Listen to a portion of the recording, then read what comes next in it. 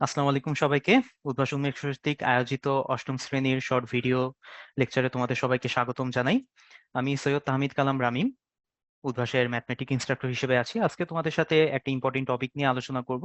সেটা হচ্ছে তোমাদের সাধারণ গণিত যে অধ্যায়টি আছে, সেই অধ্যায়টির ভিতরে আমাদের উৎপাদকে বিশ্লেষণ নামে একটা টপিক আছে। সেই উৎপাদকে বিশ্লেষণ করার একটা টেকনিক আছে, সেই টেকনিক হচ্ছে আমাদের মিডল টার্ম ব্রেক। তো সেটার সাথে আমরা অলরেডি আমরা পরিচিত। তো সেই টপিকটা নিয়ে আমরা আলোচনা করব। তো চলো শুরু করা যাক। তো টপিকটা দেখতেই পাচ্ছ স্ক্রিনে, যে টপিকটা হচ্ছে আমাদের উৎপাদকের বিশ্লেষণ। মেইনলি আমরা উৎপাদকের বিশ্লেষণের মিডল টার্ম ব্রেক নিয়ে আমরা আলোচনা করতে চাচ্ছি। Middle term break. তো মিডল টার্ম ব্রেক করার জন্য আমাদের কি কি প্রয়োজন, চলো আমরা একটু আলোচনা করে নিই। সো মিডল টার্ম ব্রেক করার জন্য এখানে আমরা শুরুই করবো একটা অঙ্ক দিয়ে। সো অঙ্কে এখানে আমাদের দেওয়া আছে x square plus 7x minus 120, এটাকে উৎপাদকে বিশ্লেষণ করো। আচ্ছা, এটাকে যদি আমরা উৎপাদকে বিশ্লেষণ করতে চাই, তাহলে আমরা রাশিটা আবার একটু লিখে রাখি। X square plus 7x minus 120। তখন আমাদের যে কাজটা করতে হবে সেটা হচ্ছে 120কে আমরা এমন দুইটি সংখ্যায় আমরা ভাঙাবো, সেই দুইটা সংখ্যাকে যোগ অথবা বিয়োগ করলে যাতে আমাদের এই 7 পাওয়া যায়। ঠিক আছে, যদি 120 সংখ্যাটার আগে যদি মাইনাস থাকে, তখন বুঝতে হবে এমন দুইটা সংখ্যা আমাদের চুজ করতে হবে যাদেরকে বিয়োগ করলে আমাদের 7 চলে আসে। ধরো আমি কথার কথা বলি, এ 120কে ভাঙালে আমাদের এ আর বি চলে আসে। 120 আমাদের এ আর বি এর গুণফল। তাহলে আমাদের এ আর বি এর বিয়োগফলটা আমাদের কি হইতে হবে, 7 হইতে হবে। তাহলে একটু চিন্তা করি তো, 120কে আমরা কোন কোন সংখ্যার গুণফল আকারে লিখতে পারি। 1 × 120 লিখতে পারি, তারপর আমরা 2 × 60 লিখতে পারি, তারপর 3 × 40 লিখতে পারি, 4 × 30 লিখতে পারি, 5 আমরা 5 কত লিখতে পারি, এখানে 24 লিখতে পারি, তাই না? আচ্ছা, 6 কত লিখতে পারি, 6 আমরা 20 লিখতে পারি।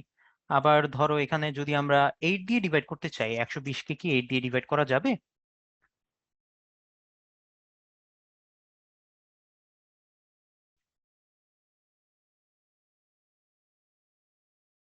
একশো বিশকে 8 দিয়ে ডিভাইড করলে আমাদের 15 চলে আসে।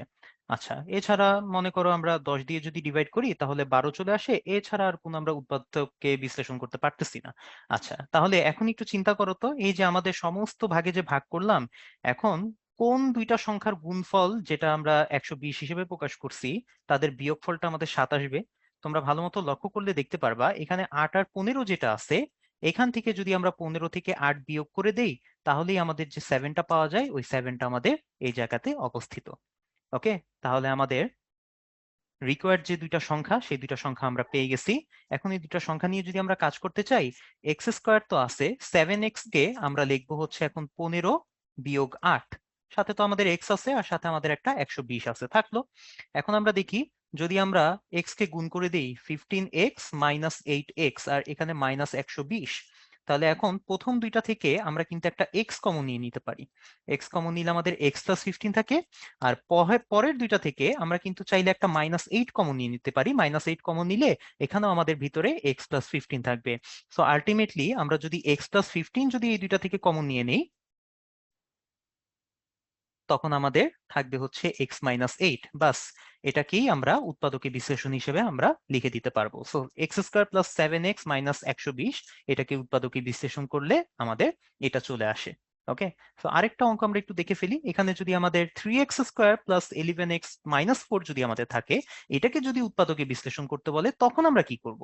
আচ্ছা, এটার ক্ষেত্রে আমি ম্যাথটা একটু লিখে রাখি বড় করে। 3x² প্লাস 11x - 4, সেই ক্ষেত্রে আমরা কি করব, এখানে এক্স স্কোয়ারের সাথে যে 3 আছে, আর এই লাস্টে আমাদের যে 4টা আছে, এই 3 আর 4 গুণ করলে আমাদের কি চলে আসে, 12 চলে আসে। এখন আমাদের 12টা হচ্ছে সেই সংখ্যা যেটাকে আমরা উৎপাদকে বিশ্লেষণ করব। আমরা দুইটা সংখ্যার গুণফল আকারে লিখব, এবং আমরা দেখব এই দুইটা সংখ্যার যে দুইটা সংখ্যার গুণফল আকারে লেখা যায়, ওই দুইটা সংখ্যাকে বিয়োগ করলে আমাদের 11 আসে কিনা। ঠিক আছে, এমন দুইটা সংখ্যা আমরা চুজ করব যাদের গুণফল হচ্ছে 12 এবং বিয়োগ ফলটা হচ্ছে আমাদের 11। তাহলে একটু দেখো তো, 12কে আমরা চাইলে এভাবে আমরা লিখতে পারি না, 1 × 12, অথবা আমরা লিখতে পারি 2 × 6, অথবা আমরা লিখতে পারি 3 × 4, এই কয়টা ভাগেই আমরা উৎপাদকে বিশ্লেষণ করতে পারি। তার মধ্যে এখন একটু খেয়াল করো তো, এখানে আমাদের 1 আর 12 হচ্ছে এমন সংখ্যা যেখান থেকে 12 থেকে 1 যদি আমরা বিয়োগ করি কি পাওয়া যায়? 11 পাওয়া যায়। তাহলে এই 12 আর 1টাই হচ্ছে আমাদের সেই সংখ্যা, দুটো সংখ্যা যেটাকে আমরা এই মিডল টার্ম ব্রেক করার জন্য আমাদের জরুরি হবে বা আমাদের দরকার পড়বে। তাহলে এখন দেখি আমরা এভাবে আমরা অঙ্কটা করে ফেলি। তাহলে 3x² তো থাকতো, 11x কে এখন আমরা লিখবো হচ্ছে ওই যে আমাদের 12 মাইনাস 1 ইন্টু এক্স মাইনাস 4।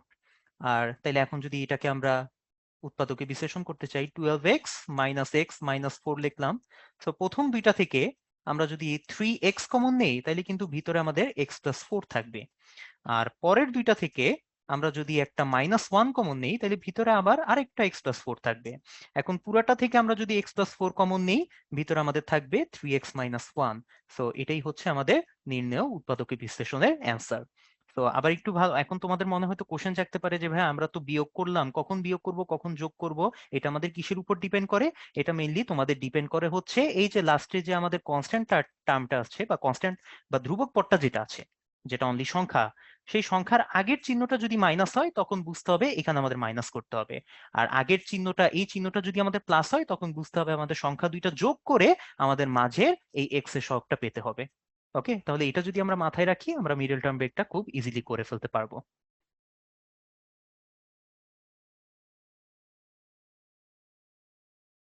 তো আমাদের আজকের রেকর্ডিংটা এতটুকু পর্যন্তই ছিল।